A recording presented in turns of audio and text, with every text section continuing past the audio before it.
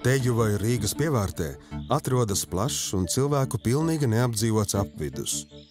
3 stūrī starp ādažiem, Saulkrastiem un Loju kilometriem tālu mijas tikai meži, purvi un smiltāji. Mežu ieskauta šo plašumu vidū un dienvidu daļā atrodas mūsdienu Latvijai neparasta ainava, sausi virsāji, kāpas un purvainas ieplakas. Iespaidīgie dabas plašumi visu cauru gadu piesaista savvaļas dzīvniekus. No parastiem meža zvēriem līdz tādiem retiem ziemas viesiem kā svītrenā pūce. Vairākums no tiem paliek cilvēku nepamanīti, jo ikdienas apmeklētājiem šīs platības ir slēgtas. Tas ir Ādažu poligons, viens no lielākajiem militārajiem poligoniem Baltijas valstīs.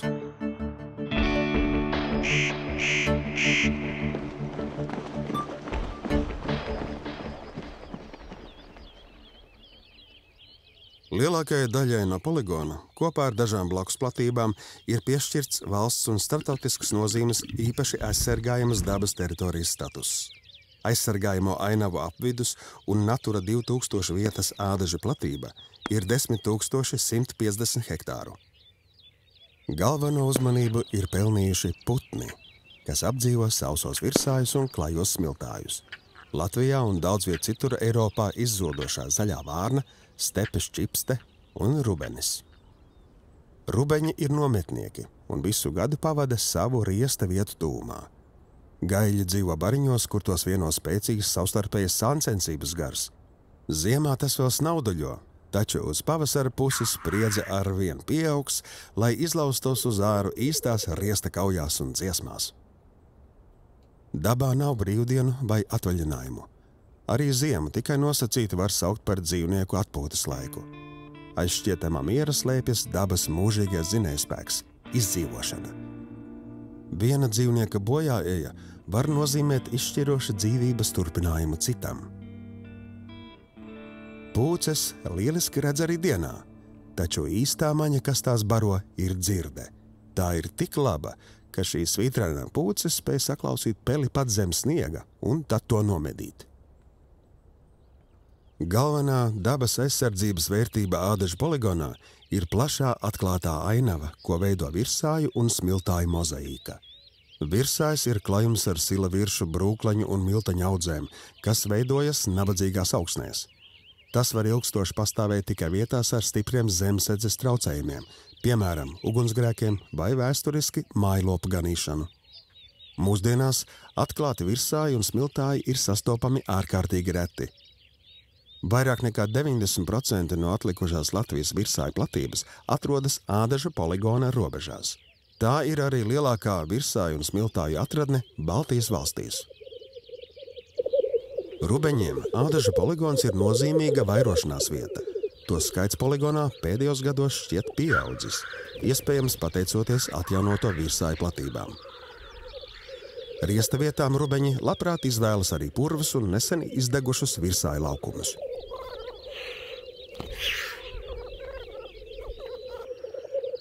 Agros pavasara rītos rubeņu gaļi metas tūciņās un rubinādami savas riesta dziesmas sacenšas par vistu uzmanību. Viņas ierodas riestā tikai uz brīdi, lai pārotos ar pašu ieskatos spēcīgāko un iznesīgāko cīnītāju, bet pēc tam vienatnē slepus dētu, perētu un rūpētos par pēcnācējiem.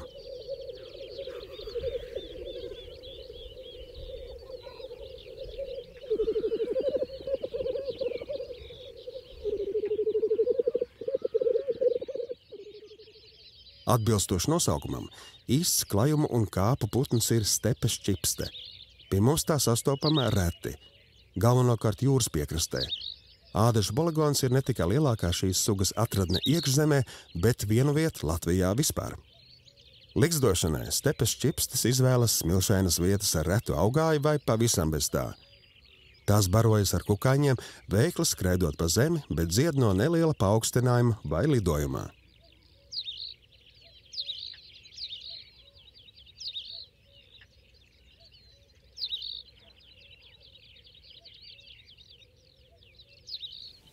Ādažu virsāji radušies un pastāvējuši ugunsgrēku un militāro darbību ietekmē, izbraukājot, spridzinot, dedzinot, kā arī attīrot apkārtni pārskatāmībai.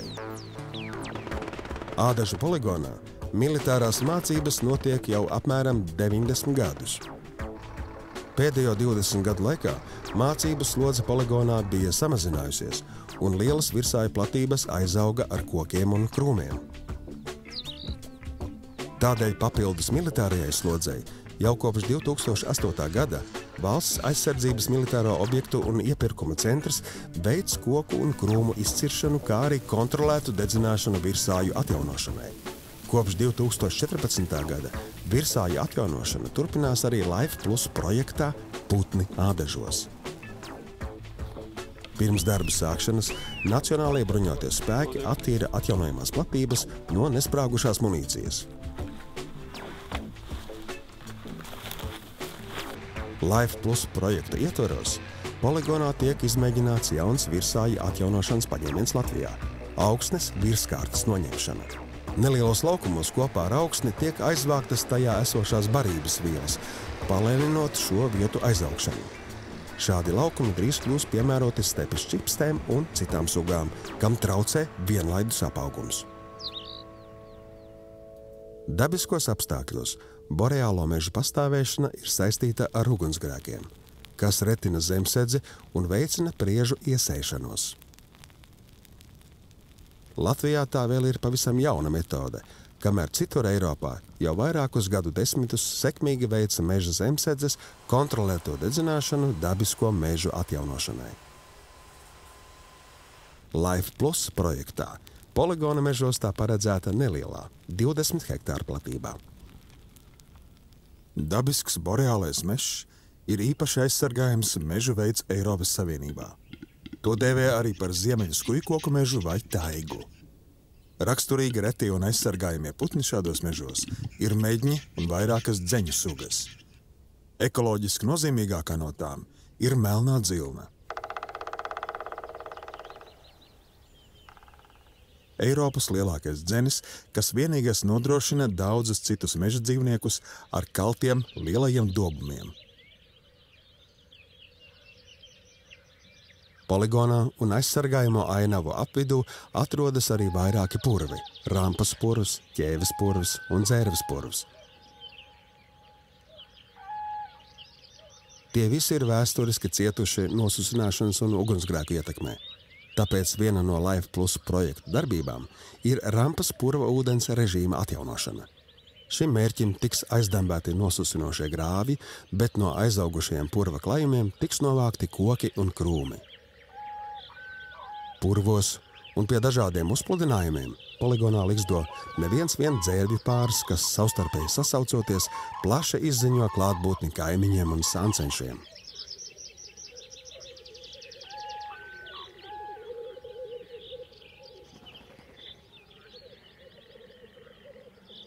Vasarā dabas daudzveidība poligonā izpaužas visraibāk. Dažas no bezmugurkalnieku sugām, kam Ādažu poligonā ir viena no lielākajām atradnēm Latvijā, ir garlūpas racējlapsene, raibspārnu smiltājs isenis un parkšķis, jeb sarkanspārnus isenis. Garlūpas racējlapsenis apdzīvo sausas un smilšainas vietas, tāpēc pārsvarā sastopamas piekrastes kāpās. Šie retie kukaiņi veido kolonijas arī poligonā. Katra racējlapseņa mātīte izrok zemē pati savu ligzda salu, ko uztur un aprūpē. Zemē parkšķi ir grūti pamanīt šīs iseņa aizsarga krāsas dēļ. Toties iztraucēts, tēviņš koši parāda sarkanos pakaļspārnus un aizlido ar skaļu tarkšķi.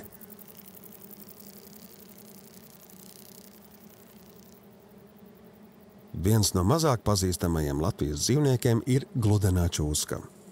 Mūsdienās Ādažu poligons ir vienīgā pie mums zināmā gludeno čūsku atradne Daugavas labajā krastā. Šie ļoti retie rāpuļi apdzīvo lielākoties viršainas vietas.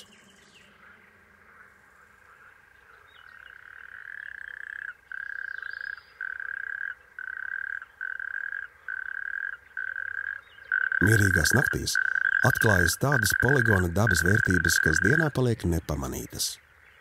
Seklās klajumu peļķēs uz nārsta pulcējas smilšu krupji. Tālu dzirdamie tēviņu saucieni kalpo kā riesta dziesmas.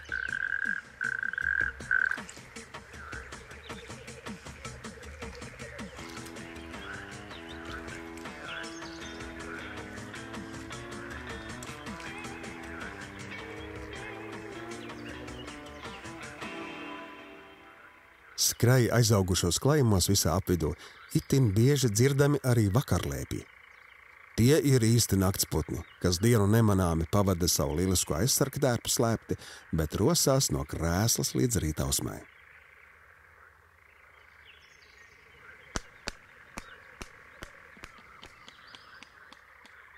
Šajā laikā tie barojas ar lidojušiem kukaiņiem un saudebīgi dzied. Vakarlēpju tarkšķēšana skan līdzīgi tepat kaimiņos sastopamo zemesvēžu dziesmām. Zemesvēži arī dzied naktīs, bet pa dienu tie veido labu daļu no ligzdojošo pupuķu un to mazuļu barības.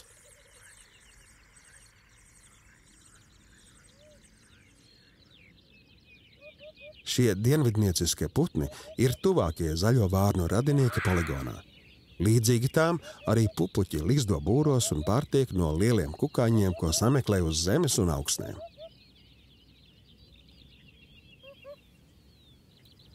Brūnā čakste ir Eiropā īpaši aizsargājams, taču Latvijā vēl bieži sastopams putns. Poligona atjaunotajos virsājos brūnās čakstes labprāt apmetas uz dzīvi nozāģēto krūmu kaudzēs, katra ģimene savā. Turpretī zaļajām vārnām ādažu poligons ir viena no 3 pēdējām ligzdošanas vietām Pierīgā un valstī vispār, kā arī tālākā pastāvīgā atradne uz ziemeļiem Eiropā. Šie putni ir dobumperētāji, kas paši ligzdas neveido. Vietās bez dobumainiem kokiem zaļās vārnas var ligzdot piemērotos būros. Ādažu poligona klajumos tādi būri atrodas pie stabiem, kas uzlikti tieši šim nolūkam.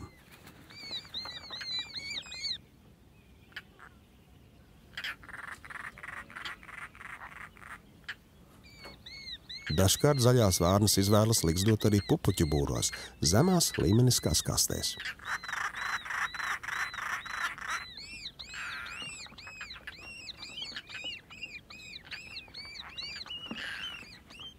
Ādaža virsāji ir īpaši nozīmīgi zaļajām vārnām vasaras beigās, kad te pirms rudens migrācijas ar lielajiem kukaiņiem barojas zaļo vārnu ģimenes no plašākas apkārtnes.